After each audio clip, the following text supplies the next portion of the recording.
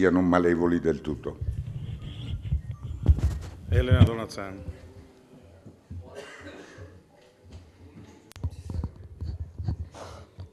Grazie Presidente. Intanto io credo che il dibattito di oggi dia il senso profondo della responsabilità che stiamo sentendo, perché io ho trovato negli interventi in tutti gli interventi, anche quelli che non condivido nel merito, ho trovato una grande serietà di argomentazioni, una profonda responsabilità per quello che stiamo facendo, visioni diverse e giudizi diversi, però non squisitamente legati a un senso di appartenenza partitico. Vi è qui un dibattito estremamente libero e, aggiungo, profondo. E io credo che questo sia ciò che serve oggi alla politica. Spirito di verità, sostanzialmente, che dovrebbe legarsi, quando si appartiene a un gruppo e si vuole fare politica, anche alla coerenza. E credo che oggi il problema che abbiamo tutti è quello della fiducia nei confronti di chi andiamo a rappresentare. Una fiducia che è inficiata da un'immagine molto deteriorata della politica, un dubbio che rimane quando incontriamo i cittadini, che vi sia spirito di verità in ciò che facciamo e quel che diciamo, e ancora di più una profonda incoerenza. Allora io credo che il problema che avremo tutti nelle prossime elezioni, ma in qualsiasi momento in cui andremo a confrontarci con l'elettorato, sarà quello di ristabilire questa fiducia. Perché abbiamo visto le ultime elezioni regionali, io sono convinta che le regioni oggi siano sottoposte ad un fuoco pesantissimo di critiche, molto spesso giustificate, molto spesso strumentalizzate, ma che oggi le regioni rappresentino uno scoglio, al di là dell'appartenenza politica e di colore del governo, di esse rispetto a un neocentralismo che si sta manifestando. Lo vediamo sotto diversi aspetti. E aggiungo che il dibattito che si sta facendo oggi anche attorno alla legge elettorale riguarda anche questo. Credo che tutti abbiamo criticato, almeno io l'ho fatto con coerenza e spirito di verità. Ho sempre criticato la mancanza nello strumento elettivo del Parlamento di una condizione che per me è essenziale quando parliamo di fiducia e di rapporto con l'elettorato, che è la scelta della persona all'interno di un partito, l'espressione di una preferenza. L'espressione di una preferenza aiuta l'elettore a scegliere, lo rende partecipe del giudizio che dà su quella persona rispetto a ciò che dice e a quello che fa, perché nel momento in cui una persona si candida, pone davanti al giudizio popolare tutto ciò che è, ciò che rappresenta e un giudizio rispetto a ciò che fa. Io credo che oggi le regioni rappresentino questo legame con i territori e lo rappresentino anche perché le leggi di cui ci siamo dotati riguardano principalmente questo legame profondo che c'è col territorio, con l'espressione della preferenza e con la scelta e il giudizio che si dà sulla persona. Tutti noi abbiamo condiviso infatti di modificare, quando siamo intervenuti sullo Statuto, il tema del listino. Sia colleghi che erano all'interno di quel listino, che aveva una sua funzione, sia i colleghi che invece avevano raccolto le preferenze, perché abbiamo sentito in quel dibattito profondo il tema della fiducia e del rapporto con il territorio.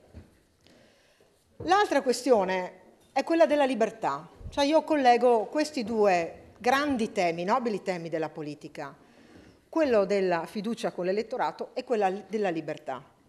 E anch'io non saprei far meglio di quanto fatto dal collega Grazia nell'andare a definire la differenza tra elettorato passivo ed elettorato attivo. Li collego però al tema della libertà, perché non vi è solo con una legge che permette le preferenze e il giudizio sulla persona il fatto che tu possa permettere all'elettorato di scegliere, ma anche quello di permettere a chi vuole candidarsi di porsi di fronte a questo giudizio. Vedete, come io ho contestato, e l'abbiamo fatto in molti, e credo che questo sia molto popolare, visto che anche in quest'Aula siamo intervenuti con diverse sfumature su quanto sia popolare dire alcune cose, quanto impopolare sia dirne altre. Ma certamente il fatto di avere criticato la legge che non permette la preferenza e avere tolto il listino bloccato rappresentano le considerazioni e le scelte fatte su un unico principio. Vedete, così come si impongono dei candidati in una lista e all'elettore non ha più la possibilità di scegliere, quindi la sua libertà viene limitata, così quando si impedisce a qualcuno di candidarsi, la stessa libertà viene violata. Allora io, che sono molto convinta che la Costituzione nella sua parte dei principi fondamentali, io che appartengo in quest'Aula, abbiamo fatto anche dei dibattiti importanti, è una storia che quella Costituzione non ha scritto. Ritengo che nella sua parte dei principi fondamentali la Costituzione sia uno scritto magistrale.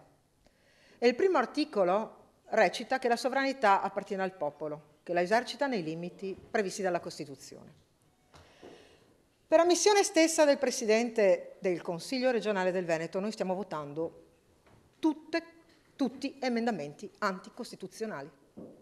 E io ho un problema, se quella Costituzione è valida ed è il perno su cui il nostro vivere si basa. E quindi non solo nel merito, ma è una questione anche di profonda sostanza pubblica, perché è stato ammesso dal Presidente del Consiglio regionale a microfono. E questo è un vizio originale, oltre a tutto il contenuto che vi posso esprimere. L'ultima considerazione però che faccio, se mi permetterete, è di carattere squisitamente personale. Ed è di carattere squisitamente personale. Perché in questi anni, e io ne ho passati quasi 15 qui dentro, ho avuto modo di crescere molto. E guardate, io devo la mia crescita principalmente ai colleghi anziani, a quelli per cui l'Aula si zittiva quando intervenivano e quando intervengono, alle argomentazioni dettate da una grande competenza, alla conoscenza della materia, all'equilibrio e alla saggezza, che non sono dettate dalla età anagrafica. Ma se crediamo, come io credo, che vi sia anche della professionalità, o almeno che vi sia molto bisogno di professionalità in politica, perché i danni fatti dall'improvvisazione e da chi la politica ha sempre negato, portando anche nelle sedi della politica chi non aveva nulla a che fare con la politica, io credo che la professionalità e la competenza vadano formate,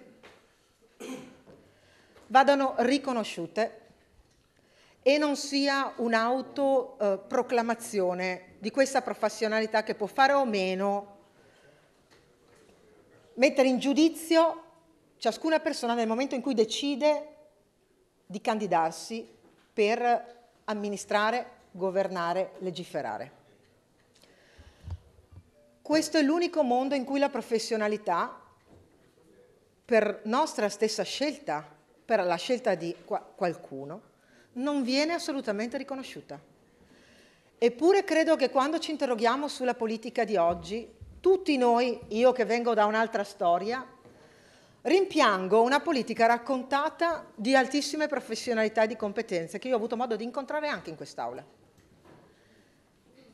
La professionalità qui non deve esistere, perché è meglio qualcuno di improvvisato, ma anche questo l'ha detto molto meglio di me il collega Pettenò, e vedete che ho citato colleghi con cui mi hanno diviso grande storia, non la mia, la storia che ci supera, e anche esperienze territoriali o politiche di contesto, che pur viziano anche il nostro giudizio, perché noi oggi interveniamo su alcuni temi, anche, l'abbiamo detto tutti, sulla spinta di argomentazioni che poco hanno di politico, che poco hanno rispetto ai principi che io ho cercato qui di articolare e di argomentare.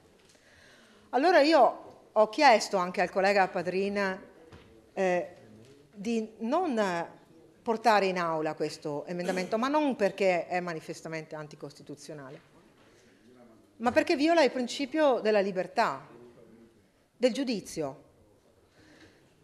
Perché se mi impedirete, adesso vado sul personale, se mi impedirete di essere sottoposto al giudizio di un elettorato, perché sul mio lavoro non verrà dato un giudizio, oltre che sulla mia persona, sul mio spirito di verità o meno, e di coerenza o meno, beh, allora sarà stata una grande violazione dei principi fondamentali, che sono scritti nella Carta Costituzionale, ma che sono quelli che attengono alla scelta di vita di ciascuno di noi.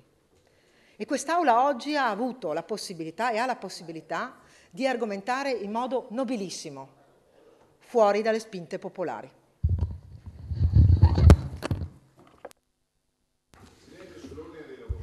Volevo precisare, io ho dichiarato che nessun emendamento